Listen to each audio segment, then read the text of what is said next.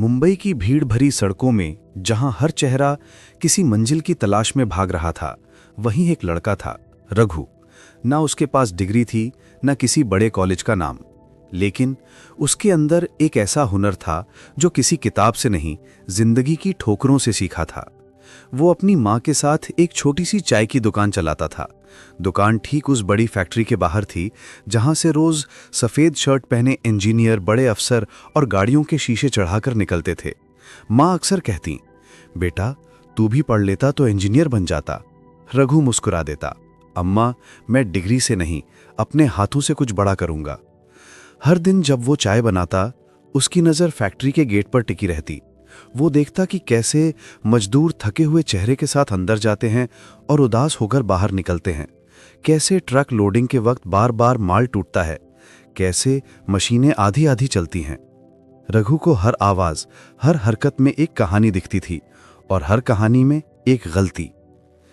एक दिन उसने देखा कि बेल्ट मशीन की टाइमिंग गलत है और उसी वजह से हर दिन कंपनी का हजारों का माल टूट रहा है।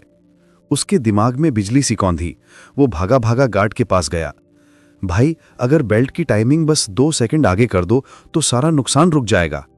गार्ड हंसा, तू, अरे तुझे क्या पता मशीन कैसे चलती है, अंदर वाले सब इंजीनियर हैं, तू नहीं समझ पाएगा। पर रघु का दिल नहीं माना। अगले दिन वो फिर आया और उसके बाद भी 3 दिन तक वो गेट के बाहर खड़ा रहा, बिना बोले, बिना हिले, बस उम्मीद के साथ। आखिर उसकी जिद की बात फैक्ट्री के मालिक राजीव मेहरा तक पहुंची। राजीव जो ऑक्सफोर्ड से पढ़े थे और जिनका मानना था बिना डिग्री इंसान अधूरा है। उन्होंने कहा, लाओ देखता हूं इस पागल में क्या है। रघु उनके सामने आया। राजीव ने पूछा, क्यों परेशान कर रहे हो? रघु बोला, साहब बस 3 हफ्ते दीजिए, अगर कुछ फर्क ना पड़ा तो मैं खुद चला जाऊंगा। राजीव ने ताना मारा, डिग्री है तुम्हारे पास? रघु मुस्कुराया, नहीं साहब, लेकिन देखने की नजर है। राजीव ने थोड़ा सोचा और कहा, ठीक है, 3 हफ्ते बिना तनख्वाह के। रघु ने अगले ही दिन फैक्ट्री का काम शुरू किया।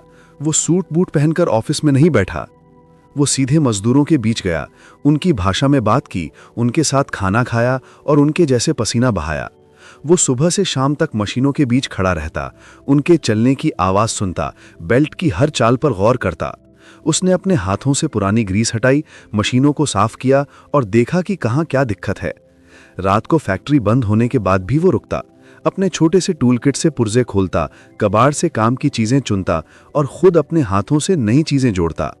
एक रात जब सब जा चुके थे, उसने लोहे के कुछ पुराने हिस्सों से एक सर्किट बनाया। वो बिजली बचाने वाला छोटा सा जुगाड़ था। अगले दिन जब मशीनें चलीं तो बिजली का खर्च आधा रह गया। मजदूर हैरान थे। वो बोले, भाई तू कौन है? रघु मुस्कुराकर बोला, बस देखने वाला। कुछ ही दिनों में उसने लोडिंग बेल्ट की टाइमिंग बदली। अब माल गिरता नहीं था, कंपनी का लाखों का नुकसान बच गया। अब मजदूर भी उसे रघु इंजीनियर बुलाने लगे थे। पर सफलता के साथ दुश्मनी भी आई। अग्रवाल, फैक्ट्री का MBA मैनेजर, रघु की तारीफें सुन सुनकर जलने लगा। उसने झूठे रिपोर्ट तैयार किए कि रघु की वजह से मशीनें खराब हो रही हैं। राजीव मेहरा को रिपोर्ट दी गई।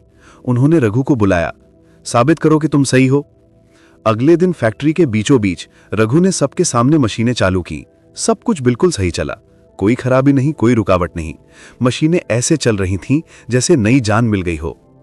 राजीव ने खुद बिजली का मीटर देखा, बचत साफ दिखाई दे रही थी। रघु ने फिर एक छोटा सा पंखा निकाला जो उसने कबाड़ से बनाया था। उसने चालू किया और ठंडी हवा सीधी राजीव के चेहरे पर आई। राजीव कुछ पल चुप रहे, फिर मुस्कुरा दिए। रघु, आज से तुम हमारे इनोवेशन डिपार्टमेंट के हेड हो।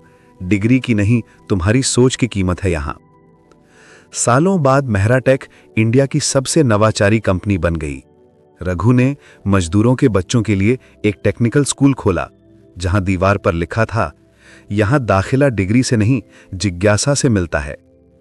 कभी कभी जिंदगी की सबसे बड़ी डिग्री किसी यूनिवर्सिटी से नहीं, अपने पसीने और जुनून से मिलती है। रघु ने यही साबित कर दिया कि हुनर कभी भी किसी कागज का मोहताज नहीं होता।